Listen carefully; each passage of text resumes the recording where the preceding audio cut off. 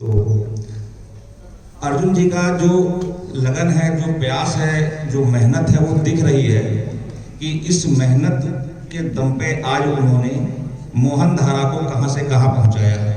चाहे वो खबरों के माध्यम से हो, चाहे लोगों को जोड़ने के माध्यम से हो, चाहे मोहन धारा की जो एक विचारधारा है, उस विचारधारा को उन्होंने जन जन तक पहुंचाया। कुशीनगर से लेकर के, गोरखपुर से लेकर के पूरे यूपी के लोग आज यहाँ बैठे हुए हैं, मोहन धारा से जुड़े हुए, अर्जुन द्विवेदी जी से जुड़े हुए।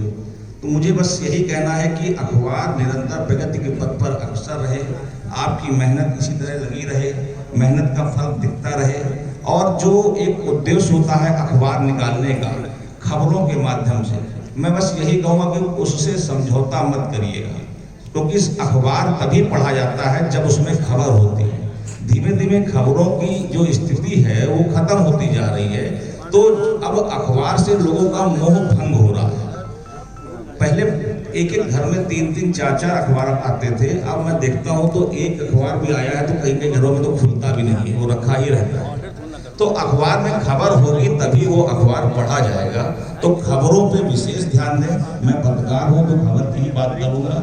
खबर सच हो तो लोग और उसको अच्छे से पढ़ते हैं। वो कहते हैं कि सच बात कहोगे तो बुरा मानते हैं लोग, झूठ कहने की मेरी आदत नहीं। तो जब सच लिखेंगे तो सरकार भी हो सकता है आपसे नाराज हो, लोग भी तो आपसे नाराज हो, लेकिन आप अपने मकसद में कामयाब होंगे, इसमें कोई संशय नहीं है, कोई दो राय नहीं है। और पत्रकारिता, अगर आपने इस पेशे को, इस व्यवसाय को, जो कि व्यवसाय में इसलिए कह रहा हूं कि अब थोड़ा सा रूप बदला हुआ है इस व्यवसाय में, तो अगर आपने इस पत्रकारिता के पेशे को चुना है तो ये मत सोचिए कि हम बहुत ऐशो आराम की जिंदगी जी लेंगे। पत्रकारिता का मतलब ये है कि धूप में बर्फ की मानिंद पिघल सको तो मेरे साथ चलो, मतलब धीमे धीमे पिघलेंगे तब आप पत्रकारिता कर पाएंगे। तो मुझे लगता है कि बहुत कठिन रहा है पत्रकारिता की, और जितने भी लोग हैं और उनको आप देखिए तो उनको लगेगा कि आप वो खबरों का कलेक्शन कैसे करते हैं, कितनी मेहनत से करते हैं, तब आप सुबह उस खबर को पढ़ पाते हैं।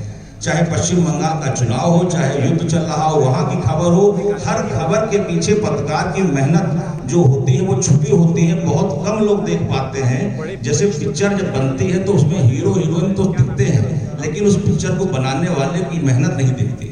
उसी तरह पत्रकार का भी रूप होता है कि वो बहुत मेहनत से कलेक्शन करता है, दिन इतनी धूप में भी, चाहे कोरोना काल रहा हो, चाहे जैसा भी कुछ रहा हो, उन मेहनत के बाद ही पत्रकार की जो खबर होती है वो आपको पढ़ने के लायक दिखती है।